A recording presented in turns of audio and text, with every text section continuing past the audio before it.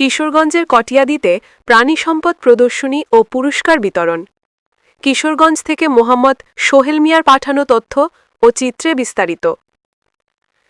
দেশীয় জাত, আধুনিক প্রযুক্তি, প্রাণী সম্পদে হবে উন্নতি, এই প্রতিপাদ্যকে সামনে রেখে কিশোরগঞ্জের কটিয়াদীতে প্রাণী সম্পদ প্রদর্শনী 2025 ও সফল খামারিদের মাঝে পুরস্কার বিতরণ করা হয়েছে।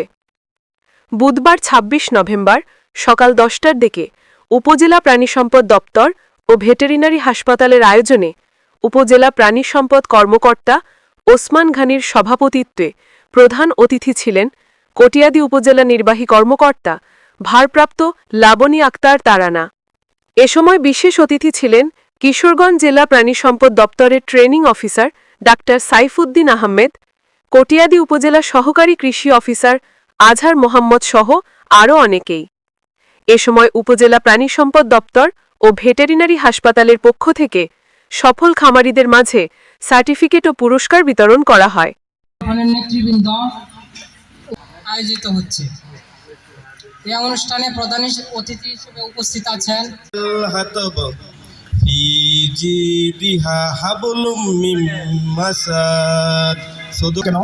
যত ভালো জীবন বন্দোবস্তাতেই আপনি থাকেন না কেন, আপনি যদি নিরাপদ খাদ্য অর্থাৎ বিষমুক্ত খাদ্য।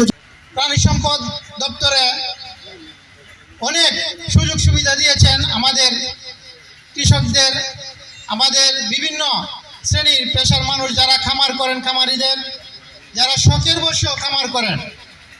এক সময় চিকিৎসার যে ব্যয়বহুলতা ছিল, এটা আমার মনে হচ্ছে যে আজকের এই প্রাণী সম্পদ প্রদর্শনীটি অত্যন্ত সফল একটি প্রদর্শনী হয়েছে। এই প্রদর্শনীর মাধ্যমে যারা খামারি রয়েছেন ওনারাও অন্যদের প্রযুক্তি দেখে বা অন্যদের খামারের যে সফলতা। প্রাণী সম্পদ প্রদর্শনী 2025 সম্মানিত সভাপতি উপস্থিত, সম্মানিত প্রধান অতিথি উপস্থিত, সম্মানিত বিশেষ অতিথিবৃন্দ, আসসালামু আলাইকুম। আজকের এই প্রাণী সম্পদ প্রদর্শনীর 2025-এর সকল প্রাণীদের যে আয়োজন মেলা করেছেন প্রাণী সম্পদ অধিদপ্তর, আমি সকালকে ঘুরে দেখলাম অত্যন্ত সুন্দর পরিবেশেই প্রাণী সম্পদ প্রদর্শনী মেলাটি উদযাপিত হচ্ছে। আমি এই অনুষ্ঠানের সফলতা কামনা করে আমার বক্তব্য সংক্ষিপ্ত করলাম। আসসালামু আলাইকুম। সকল চাহিদা রয়েছে, তার মধ্যে 1 নম্বর যে চাহিদা, এটা হলো মানুষের খাদ্যের চাহিদা। মৌলিক চাহিদার 5টার একটা খাদ্য, বস্ত্র, বাসস্থান, শিক্ষা, চিকিৎসা। এই 5টা মৌলিক চাহিদার মধ্যে উন্নত প্রোটিন বা উন্নত খাদ্য বলতে যেটা বোঝায়, এটা কিন্তু প্রাণী সম্পদ। প্রাণী সম্পদের মাধ্যমে কিন্তু আমরা পাই। এটা কিন্তু আমাদের খাদ্যের মধ্যে একটা রিচ ফুড। গরুর মাংস, মুরগির মাংস, ডিম, এগুলি রিচ ফুড না, দুধ, এগুলি কিন্তু সবকিছু আমরা প্রাণী সম্পদ মন্ত্রণালয়ের মাধ্যমে পাই। আজকে আমরা অত্যন্ত আনন্দিত যে প্রাণী সম্পদ এখানে দেখতে পেয়েছি। এখানে বিভিন্ন ধরনের প্রাণী, পোলট্রি এবং গরু, ছাগল, গাড়ল এবং যেগুলো সাধারণত অত দেখা যায় না, এই ধরনের কিছু প্রাণী আমরা আজকে দেখতে পেয়েছি।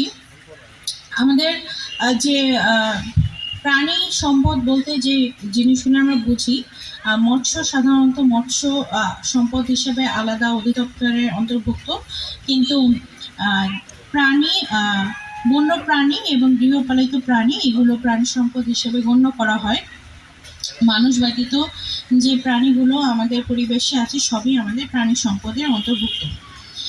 এই প্রাণী সম্পদ পূর্ণতা অর্জন করেছি, তাই প্রাণী সম্পদ অধিদপ্তর এক্ষেত্রে তাদের একটা বিরাট ভূমিকা রেখেছে এবং সুন্দর মতো বাংলাদেশের যে খামারিরা আছে যারা আমাদের প্রাণীর চাহিদা পূরণে, প্রোটিনের চাহিদা পূরণে ভূমিকা রেখে যাচ্ছে, তাদেরকে সহায়তা প্রদানের ক্ষেত্রে প্রাণী সম্পদ অধিদপ্তর একটি অত্যন্ত প্রশংসনীয় কার্যক্রম করে যাচ্ছে, প্রতিনিয়ত কাজ করে যাচ্ছেন। কিন্তু যে খাবারটা আজকে আমাদের প্লেট পর্যন্ত আসছে সেটা যেন নিরাপদ হয় এবং এই খাবার খেয়ে যেন আমার পুষ্টি চাহিদা পূরণ করতে গিয়ে অন্য কোনো সমস্যা না হয়, এই ক্ষেত্রে আপনাদের অত্যন্ত সচেতন হতে হবে এবং দায়িত্বশীল হতে হবে। আমরা জানি যে এখন অ্যান্টিবায়োটিকের ব্যবহার অত্যন্ত বেড়ে গেছে। এই বিষয়ে খামারি বৃন্দ এবং ভেটেরিনারি ফার্মাসিউটিক্যালসের যারা মার্কেটিং অফিসার আছেন তাদেরকে প্রতি আমি কৃতজ্ঞতা জানাচ্ছি আমাদের কটিয়াদী উপজেলার সম্মানিত বিভিন্ন বিভাগের অফিসার গণের প্রতি। তারা আমাকে সহযোগিতা করেছেন আজকের এই প্রোগ্রামকে সফল করার জন্য। আমরা আশা করব যে সামনের দিনগুলোতে যেন আমরা এই সফলভাবে প্রাণী সম্পদের যে পরবর্তী যে কার্যক্রমগুলো আমরা সফলভাবে করতে পারি। আর একটা নির্দেশনা দিয়ে রাখি, সেটা হচ্ছে যে আমাদের এবার কিন্তু জাতীয় প্রাণী সম্পদ সপ্তাহ উদযাপন হচ্ছে এবং এটা আমাদের প্রোগ্রাম চলবে 2 তারিখ পর্যন্ত। আজকে মেলা দিয়ে ওনাদেরকে অভিনন্দন জানাই।